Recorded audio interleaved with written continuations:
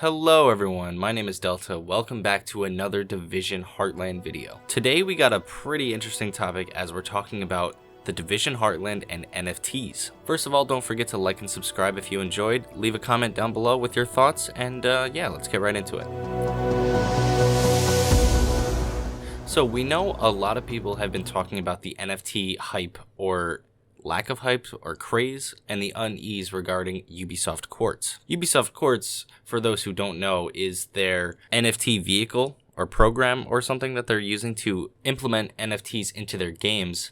And as of right now, I think it's just the Ghost Recon franchise. To that point, we know that the Division 2 will not include NFTs, at least up to the current day right now. The art designer and outspoken developer Palle Hofstein has confirmed this many times via Twitter. So if you guys are worried about the Division 2 getting NFTs, we know that as of right now, it's not in their plans to do so. It's unlikely that NFTs will make it into the game as a whole, so there's not really a need to fear if that might happen. Basically because the Division 2 is a full price game and had a $40 expansion, and they have their own monetization store already. So for the duration of the Division 2's lifecycle, we really shouldn't have to worry about the implementation of NFTs into their monetization plans.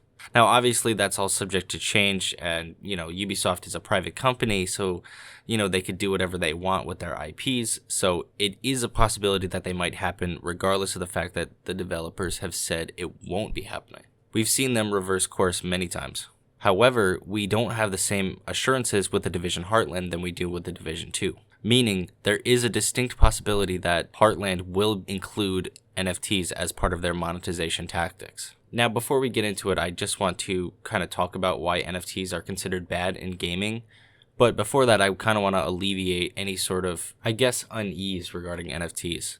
We don't know that it's going to happen, nothing has been revealed with the Division Heartland. So we can't say for sure that it's going to happen, like it's a certainty, but in this video, I do cover a lot of the reasons and factors pointing towards the implementation of NFTs in the Division Heartland. So why are NFTs considered bad in gaming?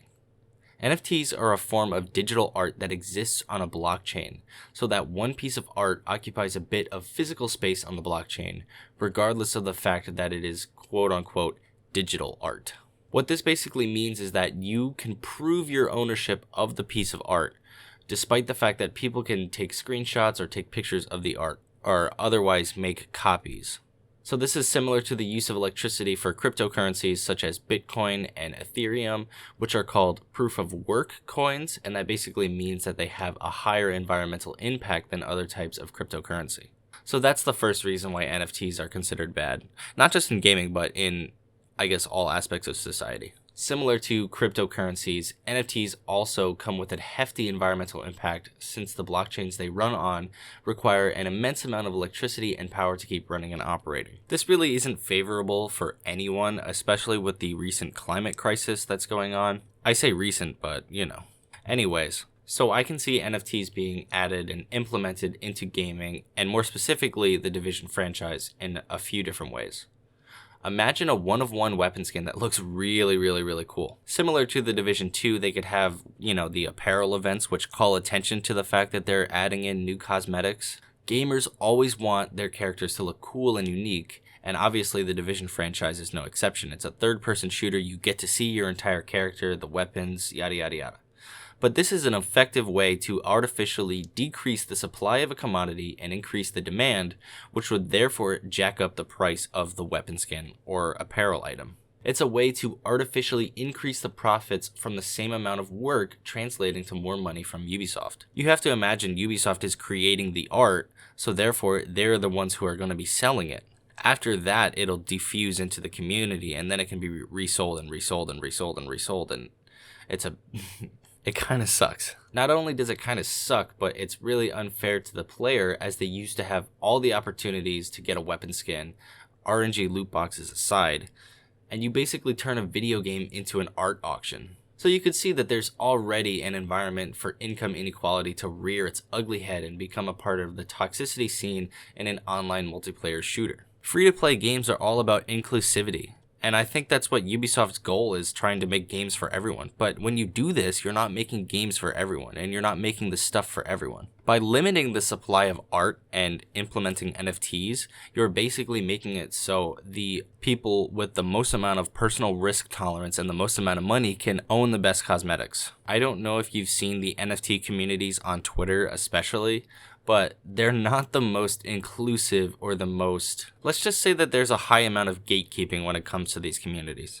I personally really don't think that this is the kind of community that Ubisoft wants to foster within their Division franchise, or any of their franchises for that matter. There's already enough toxicity in an online multiplayer shooter, and NFTs would not be a platform for sharing ideas and art, it would be a contest of who's the highest bidder. Additionally, Ubisoft's art designers also lose out on this deal. Now, if the sale of an NFT nets the artist a commission, then I'm cool with it. But if Ubisoft claims the art as its own property and keeps all the profit, that really doesn't sit well with me. Now you might be asking, Deltah, what does this have to do with the Division Heartland? Well, Heartland is going to be a third-person online multiplayer shooter. We know the Division community likes to look cool. Similar to GR Frontline, Heartland is also free to play. We really don't have an indication of the monetization structure as of right now, but I'm assuming it's going to be extensive considering the resources going into the development of the Division Heartland. Now, when I compare Heartland to GR Frontline, I'm basically just saying that they're both free to play in their respective franchises. Frontline will have NFTs. We don't know if Heartland will. We have to be open to the idea that NFTs might be a part of it, but I think we can hope that they do not make it in, or if they do, they're just cosmetic only. When it comes to paying for additional content within video games, we always hope that it's cosmetic only. To be honest, I don't think I could think of anything worse or that's more pay to win than an NFT with gameplay altering qualities. Like I've said earlier, we do need to keep an open mind with the Division Heartland. We can't write it off due to the fact that it's, free to play, or it's quote unquote not authentic to the Division franchise.